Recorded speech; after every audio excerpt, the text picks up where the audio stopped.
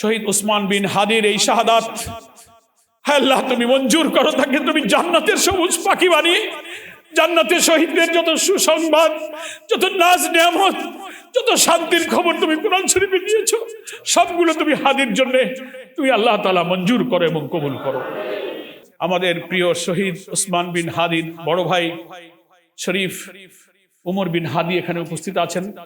জানা যায় প্রধান উপদেষ্টার বক্তব্য ওসমানের খুনিদের বিচার এবং গ্রেফতার সম্পর্কে সুনির্দিষ্ট কোনো বক্তব্য সরকারের পক্ষ থেকে বলা হয়নি। এটা জাতির কাছে প্রশ্ন। সরকারের এই নীরবতা, আইন মন্ত্রণালয়, স্বরাষ্ট্র মন্ত্রণালয়, সরকার প্রধান, ইন্টেলিজেন্স, অনেক ইন্টেলিজেন্স গভর্নমেন্টের, দুনিয়ার আন্তর্জাতিক নানান তথ্য প্রযুক্তি, উপায় উপকরণ, লজিস্টিক সাপোর্ট দিয়ে সরকারি রাজস্বের হাজার হাজার কোটি টাকা দিয়ে এইসব গোয়েন্দা বিভাগ, এইসব ইন্টেলিজেন্স এজেন্সিকে সাজানো হয়েছে। কিন্তু এই প্রশ্নের কোনো জবাব সরকার আজও দিল না।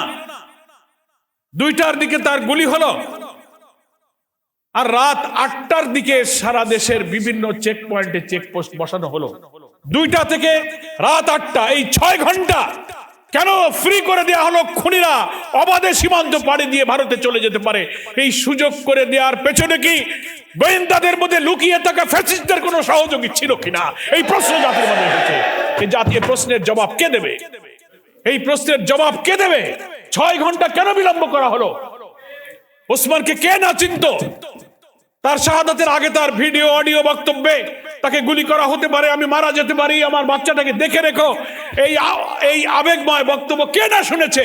এমন একটা ছেলের গুলি হওয়ার পরে 6টা ঘন্টায় দেশের গোয়েন্দারা কি করেছে? আমরা যেটা তথ্য পেয়েছি, রাত 8টার পর থেকে বিভিন্ন চেকপোস্টে পুলিশ এবং বিভিন্ন বাহিনী মোতায়েন করা হয়েছে। কেন এই 6 ঘন্টা সুযোগ দিলেন? তাহলে তো জাতির একথা বিশ্বাস করার সুযোগ আছে যে গোয়েন্দাদের অভ্যন্তরে লুকিয়ে থাকা আধিপত্যবাদের দালালরা চেয়েছিল এই খুনিরা নিরাপদে পালিয়ে যাক। গতকালকে ইনকিলাব মঞ্চের সেক্রেটারি জাবের তার বক্তব্যে একটা দাবি করেছে, অনেক বক্তব্য দিয়েছে, একটা দাবি করেছে, 24 ঘন্টার সময় দিয়ে এসে বলেছে সরকারকে জাতির কাছে অন্তত বলতে হবে ওসমানের খুনিদের গ্রেফতার করার জন্য এই পর্যন্ত সরকার কি কি ব্যবস্থা নিয়েছে, কোথায় দুর্বলতা, কি করতে পেরেছেন, জাতি সেই তথ্যটা জানতে চায়। আপনারা 24 ঘন্টা যেতে আর মাত্র কয়েক ঘন্টা সময় আছে। ইনকিলাব মঞ্চের এই দাবির সাথে আমরা আজকে জামাত ইসলামী প্রকৃত খুনিদের গ্রেফতারের ব্যাপারে অন্তর্বর্তীকালীন সরকার কি পদক্ষেপ নিয়েছে, কেন ব্যর্থ হয়েছে, কারা অবহেলা করেছে, কি পদক্ষেপ নিচ্ছেন, আপনারা জাতির সামনে আপনাদের এই বক্তব্য তুলে ধরুন। যদি তা না ধরেন তাহলে এই বিশ্বাসে জাতি করবে যারা ওসমানকে খুন করেছে, ওসমানের খুনিদের পালিয়ে যেতে, তার সহযোগীদেরকে প্রশ্রয় দিতে প্রশাসনের মধ্যে ফ্যাসিস্টদের সেই সব সহযোগীরা লুকিয়ে আছে। আপনারা দেখেও জেনেও না জানার, না দেখার ভান করছেন। এই বিশ্বাস এই জাতি করবে। ফলে সরকারের কর্তব্য হয়ে দাঁড়িয়েছে জাতির কাছে ওসমানের খুনিদের গ্রেফতারের জন্য কি কি পদক্ষেপ নিয়েছেন। সরকার যদি কোনো ব্যর্থতা থাকে, কোন গোয়েন্দা কর্মকর্তা যদি দায়িত্ব পালনে ব্যর্থ হন, জাতির কাছে বলেন, তার দায়িত্ব থেকে তাকে অব্যাহতি দেন, তার জন্য শাস্তির ব্যবস্থা করেন। ওসমানের মতো অকুতভয়, মৃত্যু ভয়হীন, মৃত্যুঞ্জয়ী বীরেরা বিদায় নিয়ে যাবে, আর আমাদের হাজার হাজার কোটি টাকার খাজনা ট্যাক্সের পয়সায় বেতন খেয়ে গাড়ি বাড়ি নিয়ে চাকরি করবেন, এটা জনগণ কখনো মেনে নিতে পারে না। জাতির কাছে এই সত্য প্রকাশ করতে হবে। আমরা একথা বলতে চাই, কারা করেছে এটা বুঝতে কিন্তু জাতির জনগণের বাকি নেই। কারণ ওসমান হাদি কি চাইতো, এটা যারা চায় না তারাই হচ্ছে এর হত্যাকারী এবং মদতদাতা। ওসমান হাদি চাইতো এই দেশ আধিপত্যবাদী শক্তির হাত থেকে আজাদ থাকুক, মুক্ত থাকুক। তাহলে যারা এই দেশকে দিল্লির আধিপত্যবাদীদের কাছে করদ্রাজ্যে পরিণত করে খুশি হয়, তারাই তাহলে এই সাথে মদত দিয়েছে। ওসমান হাদি কালচারাল ফ্যাসিজমের বিরুদ্ধে ইনকিলাব কালচারাল সেন্টার গঠন করেছিল। বিজাতীয় সেকুলার জাতীয় সত্তা মূল্যবোধ বিরোধী সংস্কৃতির মধ্য দিয়ে এই জাতির নতুন প্রজন্মকে ধ্বংস করার বিরুদ্ধে ইনকিলাব মঞ্চ হাদির নেতৃত্বে একটা নতুন ইনকিলাব কালচারাল সেন্টার গড়ে তুলেছিল। সাহিত্য রচনা, গান, কবিতা, বই, লাইব্রেরি, এক বিশাল পরিকল্পনা নিয়ে অল্প দিনে সে তার সঙ্গী সাথীদেরকে নিয়ে ইনকিলাব কালচারাল সেন্টার গড়ে তুলেছিল। তাহলে আমরা বুঝবো, যারা আমাদের জাতিসত্তা, আমাদের ইসলামী মূল্যবোধ, আমাদের সুস্থ স্বদেশীয় জাতীয় সংস্কৃতির বিরোধিতা যারা করে, বিজাতীয় সংস্কৃতি যারা এখানে আনতে চায়, তারাই ওসমান হাদির খুনির পক্ষে। কারা তাকে খুন করেছে এটা বুঝতে আমাদের অসুবিধা নেই। বৈষম্য, লুটপাট, দুর্নীতি, অবিচার, রাষ্ট্রীয় শোষণের বিরুদ্ধে হাদি কথা বলতো। যারা এগুলোকে পক্ষপাতিত্ব করেছেন তারাই হাদির খুনিদের পক্ষে। এসব অঙ্ক জাতি 2 আর 2 4 হয়, এই অঙ্ক সহজেই বোঝা যায় নাকি বলেন? ফলে আপনাদেরকে বলা হচ্ছে যে আপনি খুনিদেরকে খুঁজে বের করুন। অসম্ভব কিছুই নয়। ঠিক আছে, সে যদি বিদেশে চলে যায়, বিদেশে তো আপনার মিশন আছে, আপনার এমবাসি আছে, আন্তর্জাতিক নানান নিরাপত্তা, ভারতের সাথে বন্দি বিনিময় চুক্তি, অনেক কিছু আমাদের আছে। সবগুলোকে আপনি কাজে লাগান। জাতির এই আকাঙ্ক্ষা পূরণ করা এখন অন্তর্বর্তীকালীন সরকারের দায়িত্ব। আমরা শুনতে পেরেছি জাতিসংঘ, মিডিয়াতে আসছে, জাতিসংঘ এই ওসমান বিন হাদির হত্যাকাণ্ডের তদন্তের জন্য আগ্রহ প্রকাশ করেছে। প্রয়োজনে তাদের লজিস্টিক সাপোর্ট নিন, নিরপেক্ষ তদন্ত করুন। কই এখনো তো এত বড় একটা ঘটনায় কত লক্ষ লোক কালকে জানাজা এসেছে, এত গণদাবি উচ্চ কণ্ঠে আকাশে বাতাসে মুখরিত হলো। প্রধান উপদেষ্টা তো কালকে বলতে পারতেন যে আমরা একটা বিচার বিভাগীয় তদন্ত করে এতদিনের মধ্যে তদন্ত করবো, আপনারা শান্ত থাকুন, একটা বক্তব্য তো দিতে পারতেন, কিন্তু তা আপনারা দেন নাই। বলে আপনি কোন পদক্ষেপ গ্রহণ করেননি। বলে আন্তর্জাতিক এই তদন্ত, জাতিসংঘের এই উদ্যোগ, এবং আপনি যদি দেশপ্রেম, আধিপত্যবাদ বিরোধী এই শক্তিকে নির্মূল করে আগামী জাতীয় নির্বাচনকে বানচাল করে ইনক্লুসিভ ইলেকশন, রিফাইন আওয়ামী লীগের নামে এই জাতির মধ্যে আবার ফ্যাসিস্টদেরকে প্রবেশ করে এই জাতি সত্তাকে ধ্বংস করার এই সুযোগ যদি আপনি দিতে চান, তাহলে জনগণ কিন্তু তা মেনে নেবে না। আপনার প্রতি আমাদের এখনো আস্থা আছে, আমরা আস্থা রাখতে চাই, কারণ আপনি ইচ্ছা করে ক্ষমতায় আসেননি, এবং ক্ষমতায় আসার পরে জাতিকে কথাও বলেছেন যে আমি ক্ষমতায় থাকতে চাই না, আমার দায়িত্ব পালন করে আমি চলে যাব। আপনার এই বিরল মানসিকতার জন্য আপনাকে আমরা ধন্যবাদ জানাই।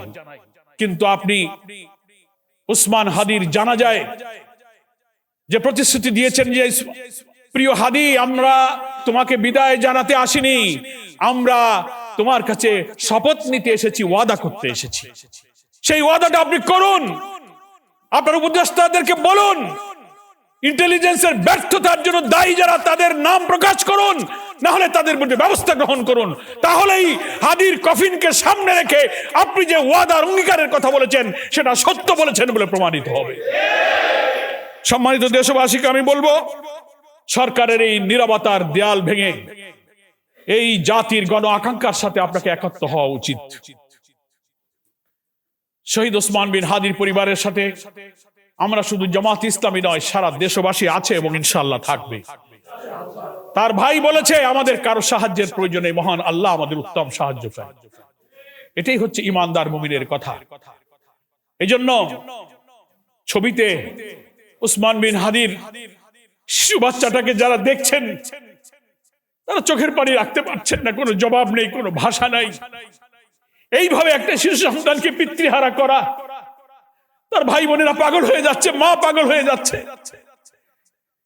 কিন্তু আমাদের প্রশাসনের যন্ত্রে, ইন্টেলিজেন্সে যারা আছেন, এই চোখের পানি, এই শোক, এই শিশু তাদের হৃদয়কে স্পর্শ করতে পারছে না। এত নিষ্ঠুর, এত পাষাণ হৃদয়ের লোক যারা আমাদের জাতির শ্রেষ্ঠ সন্তানকে করে। প্রশাসনের যিনি যেখানে আছেন, ডিজিএফআই বলেন, এনএসআই বলেন, এসবি বলেন, ডিবি বলেন, পুলিশ বলেন, অনেক গোয়েন্দা সংস্থা আছেন, প্রত্যেক গোয়েন্দা সংস্থার প্রধানের কি ভূমিকা ছিল, সরকার প্রধানের উচিত সেগুলো খোঁজ খবর নেওয়া। ব্যর্থতা থাকলে প্রয়োজনীয় আইন অনুযায়ী পদক্ষেপ নেওয়া প্রয়োজন। জাতির কাছে নিশ্চয়ই আপনার একটা বক্তব্য দিতে হবে, যেটা গতকালকে লক্ষ লক্ষ দেশবাসীর সামনে ইনকিলাব মঞ্চের পক্ষ থেকে তার সেক্রেটারি দাবি করেছে। প্রিয় ভাইরা, আজকে এটা আমাদের দোয়ার মাহফিল। সম্মানিত আমিরে জামাত ডক্টর শফিকুর রহমান এখানে প্রধান অতিথি হিসেবে থেকে আমাদের নিয়ে দোয়া করবেন, এটাই আমাদের প্রোগ্রাম ছিল। কিছুক্ষণ আগে উনি ফোন করেছেন। এত সফর এবং এত বিরামহীন পরিশ্রম, আজকে আবার ফজরের নামাজ ঢাকা বিশ্ববিদ্যালয়ে উনি মসজিদে জামাতে আদায় করেছেন। আমরাও সাথে ছিলাম ওসমান বিন হাদির কবরটা জিয়ারত করার জন্য। আরো প্রোগ্রাম আছে বিকালে, এই জন্য উনি আমাকে বললেন যে আমার একটু বিশ্রাম প্রয়োজন ছিল। জানেন তো, দারুণ রকম হার্ট সার্জারি হয়েছে ওনার। তারপর থেকে যেভাবে উনি ছুটছেন, এরকম অপারেশন, এরকম অসুস্থ লোক এইভাবে ছোটে না, কিন্তু বহু মাস বিশ্রামে থাকে। আলহামদুলিল্লাহ, অল্প দিনেই তিনি কিন্তু ফুল স্পিডে কাজে নেমে গেছেন। উনি সালাম দিয়েছেন, আপনারা ওনার জন্য দোয়া করবেন। এবং আমি আজকের এই আলোচনা সভায় এবং দোয়ায় যারা এসেছেন, ঢাকা মহানগরীর উত্তর এবং দক্ষিণের সম্মানিত আমির এবং নেতৃবৃন্দ, সুদীবৃন্দ, কেন্দ্রীয় নেতৃবৃন্দ অনেকে আছেন। আগামী জাতীয় সংসদ নির্বাচনে ঢাকার বিভিন্ন আসন থেকে আমরা মনোনীত প্রার্থীরা এখানে আছেন, সুদীবৃন্দ আছেন। আমাদের প্রিয় শহীদ ওসমান বিন হাদির বড় ভাই শরীফ উমর বিন হাদি এখানে উপস্থিত আছেন। বাংলাদেশ জামাত ইসলামীর সম্মানিত আমির ডক্টর শফিকুর রহমানের পক্ষ থেকে আমরা আন্তরিকভাবে তাদের প্রতি কৃতজ্ঞতা জানাচ্ছি এবং শুকরিয়া জানাচ্ছি। এখন দোয়া হবে। আপনাদেরকে আমরা এই কথাই বলবো, এটা বুঝতে হবে, নির্বাচনের তফসিল যেদিন ঘোষণা হয়েছে তার পরের দিন কিন্তু হাদিকে শুট করা হয়েছে। খেয়াল করেছেন আপনারা? এবং আল জাজিরার সাংবাদিক, কি নাম, কি শায়ের, জুলকারনাইন শায়েরের একটা টেলিগ্রাম কনফারেন্স আওয়ামী লীগের নানান নেতাদের ভাইরাল হয়েছে, দেখেছেন তো আপনারা? দেশি বিদেশি অনেক আওয়ামী লীগের নেতারা সেখানে বক্তব্য রাখতেছেন। 9 তারিখে সেই মিটিং, তারা বলতেছে, আওয়ামী লীগের লোকদের অভয় দিচ্ছে যে আমরা লোক ঢোকায় দিয়েছি, আমরা লাইসেন্স পেয়ে গেছি, অসুবিধা নাই, তোমরা কাজ চালায় যাও, আমরা আমাদের কাজ শুরু করে দিয়েছি। তারপরের দিনেই হাদিকে শুট করা হয়েছে। ইলেকশনের তফসিলের পরদিন আমরা তো বিস্মিত। চিফ ইলেকশন কমিশনার বললেন, ওসমান বিন হাদির হামলাকে বললেন এটা একটা বিচ্ছিন্ন ঘটনা। আমরা লজ্জিত, সরকারের একটি সাংবিধানিক পদে অধিষ্ঠিত থেকে আফটার ডিক্লারেশন অফ শিডিউল একজন এমপি পদপ্রার্থীর উপরে গুলিবর্ষণ করা কখনো বিচ্ছিন্ন ঘটনা হতে পারে না। আপনি আইন জানেন, আপনি কি করে কথা বলতে পারলেন? তফসিল ঘোষণার পর ল এনফোর্সিং এজেন্সি সহ প্রশাসন, জনপ্রশাসনের সব কিছুর রদ বদল, পোস্টিং ব্যবস্থা, আইনি সব এখতিয়ার কিন্তু ইলেকশন কমিশনের হাতে অর্পণ হয়ে যায়। আপনি এটাকে বিচ্ছিন্ন ঘটনা বললেন? আপনারই তো উচিত ছিল, সে তো একজন ঘোষিত প্রার্থী ছিল, কে তাকে গুলি করলো সরকারের উপরে আপনি বলতে পারতেন। এটা তদন্ত, ল এনফোর্সিং এজেন্সি তো এখন আপনার হাতে। আপনার কি নির্দেশনা ছিল? ফলে head of the government, head of the election commissioner দুজনেরই কিন্তু এখানে দায় আছে। এ দায়ে আপনারা কেউ এড়াতে পারবেন না, আপনাদের দায়িত্ব পালন করতে হবে। ফলে আমি মনে করি নির্বাচনের তফসিল ঘোষণার পর দিনেই কাণ্ড শুরু হওয়ার অর্থ হলো এটা বিচ্ছিন্ন নয়, এটা একটা প্যাকেজ প্রোগ্রাম, আরো সিরিয়াল হয়তো করা হয়েছে।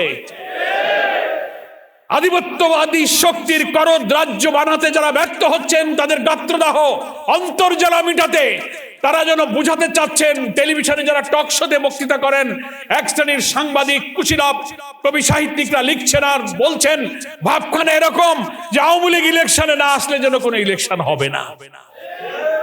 এই ন্যারেটিভ তৈরি করে আধিপত্যবাদ বিরোধী শক্তিকে আপনারা গান পয়েন্টে নিয়ে যাচ্ছেন। এরপরে আর আমাদের জুলাই যোদ্ধারা কে কে টার্গেটে আছে জাতি এখন আমরা উদ্বিগ্ন।